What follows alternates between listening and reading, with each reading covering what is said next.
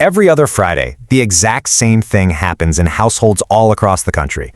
Your paycheck lands, and for a brief, fleeting moment, you feel okay. But then, the rent clears, the car payment hits, the credit card minimum is withdrawn, and by Tuesday, you're sitting there refreshing your banking app wondering where the heck it all went. Welcome to This Explainer. Today, we're going to break down the quiet, unglamorous strategy that ordinary people are using to build actual multi-million-dollar fortunes, all while everyone else is just running in place. We're going to look at 6 boring decisions that will completely change the financial trajectory of your life.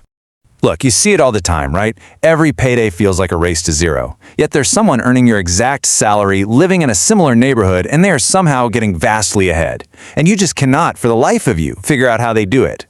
Well, today, we're going to show you the exact math behind it. It's not some secret stock tip, it's definitely not a sudden inheritance. The gap between doing absolutely nothing and just doing the basics consistently is cavernous. So let's dive into reality for a second. When we look at American wealth, the median household net worth sits at roughly $215,000. Now, on the surface, that might sound like a pretty solid foundation, but honestly, that number is an illusion. It's heavily propped up by people in their 60s who have massive home equity. If you strip out the houses and look at people under 40, the picture gets bleak incredibly fast. A lot of folks have a net worth hovering around the cost of a weekend vacation. For millions of younger Americans, the real bar for getting ahead isn't hitting millions of dollars. It is shockingly low. Survey after survey keeps showing us that 37% of Americans are completely unable to cover a simple $500 emergency expense. I'm talking about a single car repair or a surprise vet bill. They literally can't cover it without reaching for a credit card. The bar to get ahead of almost everyone in this country is practically sitting on the floor. Think about the guys you see in almost any workplace. Let's call them Axel and Julian. First, we have Axel. He brings in an average income, but he feels completely paralyzed by financial decisions. I mean, he's got a 401k enrollment form sitting in his inbox that's been marked unread for 3 years. Then you've got Julian. Julian makes double what Axel makes. He's got the lifted truck, the boat, the massive house with the giant kitchen island, but Julian is drowning. He's exactly one missed paycheck away from total financial ruin because his lifestyle just expands to swallow every single raise he's ever gotten. Julian's high-stress situation perfectly highlights what is probably the single most misunderstood concept in personal finance. Income is not wealth. Escaping the rat race isn't about buying a nicer, shinier wheel for the rats to run on. It's not about what you earn. It is entirely about what you actually keep. Julian doesn't own his stuff. His stuff owns him. And here's the thing. Even when people finally decide to try and build wealth, they hit another wall. The enemy isn't the stock market, and it certainly isn't a lack of a fancy finance degree. The enemy is human behavior. People let their stomachs do the trading. The market takes a dip, they panic and sell everything. The market runs super hot, and they pile all their money in at the absolute peak. They're constantly buying high and selling low, and historically, this kind of active tinkering just ruins their long-term returns. It's actually staggering to realize just how futile all that active trading is, even for the supposed experts. Over a 20-year stretch, 9 out of 10 highly paid Wall Street professional fund managers failed to beat a boring robotic index fund. Let that sink in. 90% of the pros lose out to a simple algorithm that just buys and holds the entire market. Honestly, that is secretly fantastic news for you, because it proves you absolutely do not need to be a financial genius to win this game. Which brings us to Jane. Jane has the exact same average salary as Axel. She doesn't make anywhere near Julian's high income, but Jane spent one single Sunday afternoon setting up a quiet, boring system. Fast forward 10 years from now, and the wealth gap between Jane and those other guys will make it look like they were never in the same income bracket to begin with. Jane is building a fortune while Julian is just building stress. So what did she do? Let's break down the exact system Jane used. She climbed a very simple 5-rung ladder. This is the order of operations for wealth. It dictates exactly where every single dollar flows, which completely removes all the guesswork from the equation. It starts with a small emergency fund, moves right into capturing free money, eliminating toxic debt, and finishes up with powerful tax-advantaged investing. But before she even put her foot on that first rung, Jane established her foundation, her savings rate. Early on, your savings rate is your absolute superpower.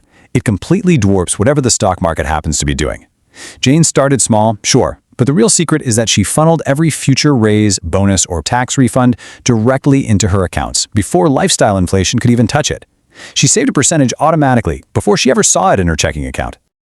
Okay, the very first investment step on our ladder is one you absolutely cannot afford to skip, the employer 401k match. This is your employer literally saying they will throw in $1 for every dollar you contribute, up to a certain limit. It is an instant, guaranteed 100% return on your money. Yet somehow, roughly 1 in 4 Americans refuses to take it. It's like walking past a crisp $100 bill on the sidewalk every single payday, just because bending down feels like a little too much paperwork. Next up, you have to play defense. You must kill that high-interest credit card debt. The math here is incredibly stark. The stock market averages about a 10% return historically, right? But average credit card interest sits north of 22%. Trying to invest while carrying a credit card balance is mathematically identical to taking your money and setting it on fire. Paying off that debt is a guaranteed 22% return, completely tax-free with absolutely zero risk. You have to plug the leaks in your boat before you try to cross the ocean. Once those leaks are plugged, you bolt a massive engine onto this thing and you start playing offense. You open a Roth IRA, which lets your money grow completely tax-free forever. Going into 2026, you can shelter up to $7,500 a year in there. From there, you push past your 401k match, sheltering up to $24,000 from taxes. And finally, if you manage to max those out, you open a simple taxable brokerage account and just keep buying those boring, low-cost index funds. Now I want you to look at the staggering math that makes all this discipline so incredibly worth it. Let's say Jane invests $500 a month in an index fund, starting at age 25. By the time she hits 65, compound interest turns that into over $3 million. Axel, on the other hand, waits until he's 35 to start investing that exact same $500 a month. At 65, he barely clears $1.1 million. The reality of that 10-year delay is devastating. Because Axel stole a decade from compound interest, that hesitation didn't just cost him the $60,000 he failed to contribute in his 20s. No, it cost him a catastrophic $2 million in lost wealth. Listen, your earliest dollars are your most powerful dollars. Every single year you wait isn't a small loss. It is an incredibly expensive procrastination. As you're building this wealth, you also have to watch out for hidden leaks in the engine room. And the biggest one? Fees. A 1% mutual fund fee sounds completely harmless. It sounds tiny, actually. But over 30 years on a growing account balance, that little 1% fee can quietly drain over $200,000 from your final portfolio. You're literally paying a premium for a worse result. Keep your fees on the floor, buy cheap index funds, and just let time do the heavy lifting. Now, if you're sitting there right now feeling a low hum of panic, maybe feeling like you've started too late, I want you to take comfort in this fact. A massive study of over 10,000 American millionaires found that 8 out of 10 did not inherit their wealth. And you know what their top professions were? They weren't tech founders, they weren't celebrities, they were ordinary teachers, engineers, and accountants. Their core strategy was just boring, consistent investing in workplace retirement accounts.